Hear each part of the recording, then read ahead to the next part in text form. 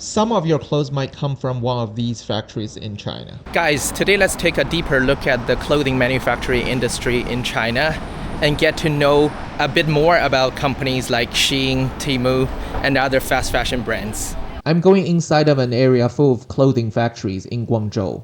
Manufacturers here mass-produce products for fast fashion brands such as Shein.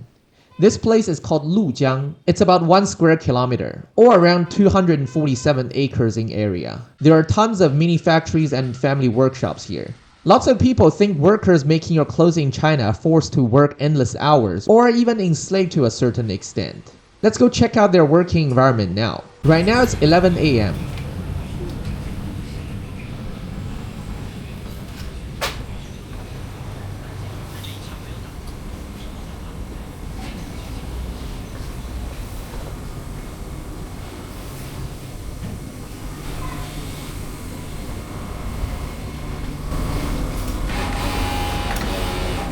What's interesting is that we came here during daytime and after midnight, and the factories were always running. It's like people never need to sleep. Even after midnight, scooters are still moving, fabrics are still arriving, and people are still carrying goods around. It almost feels like this place runs on a completely different schedule. At first I thought, do these people even sleep?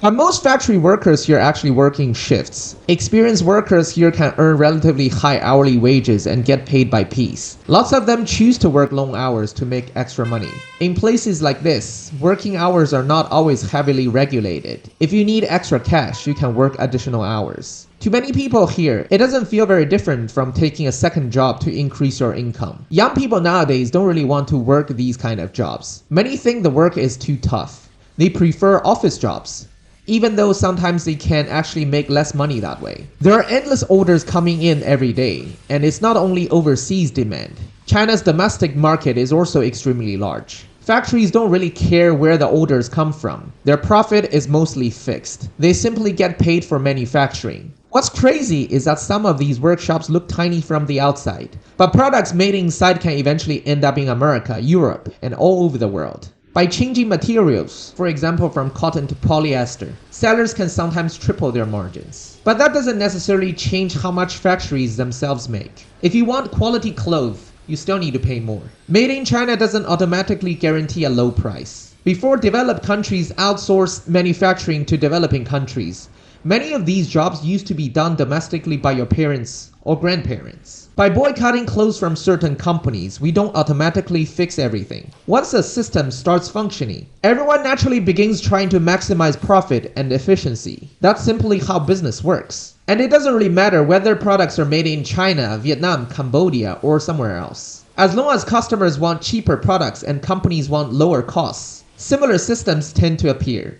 If you want clothes made in America or Europe, you will probably need to pay much more. And even then, paying more doesn't automatically guarantee better manufacturing quality. Raw materials often play a more important role. For most people, they will probably still choose products made in the developing countries. I'm not defending any system. I'm just trying to share information with you guys. Now, let's also take a look at the living conditions of these workers. From the look of this place, you might think this is just a slum. You're partially right. Lots of people here are living on a budget. In Chinese, we call places like this 城中村. It literally means village within a city, or urban village. What's interesting is that in places like this, life and work are mixed together. The first floor might be a workshop. Upstairs, people are cooking, sleeping, raising children, and living everyday life. Work and life happen in the same building. Urban villages are famous for cheap food and affordable accommodation. Residents can almost get everything they need without leaving the area. Most people living here come from other cities and provinces. Urban village becomes their temporary home. By living here, they save a lot on rent and daily expenses, allowing them to send more money back home to support their families. The cost of living here is extremely cheap. You can get a decent meal for around $2. The only trade-off is the chaotic traffic. Rent here is also very cheap. As we can see from this board, some places even rent out beds. The cheapest bed costs around $2 a day. $2! And free Wi-Fi is included. If you want air conditioning, the price can go up to around $5.50. Guangzhou is probably one of the most budget-friendly Tier 1 cities in China. If your goal is simply survival, you could probably live here on around $300 a month. If people want to improve working conditions, large international companies actually have more power than smaller sellers. Big brands can choose who they work with. They can set standards, audit factories, and decide which manufacturers stay in their supply chain. But for many smaller clothing sellers, things work differently. They often can't afford to work with large, well-established factories that have strict standards and more stable systems. Usually, they care about one thing. Can this factory finish the order on time at the lowest cost? That's why many orders eventually flow into smaller workshops and factory networks like the ones we've been walking through today. And for companies like Shein, things become even more complicated.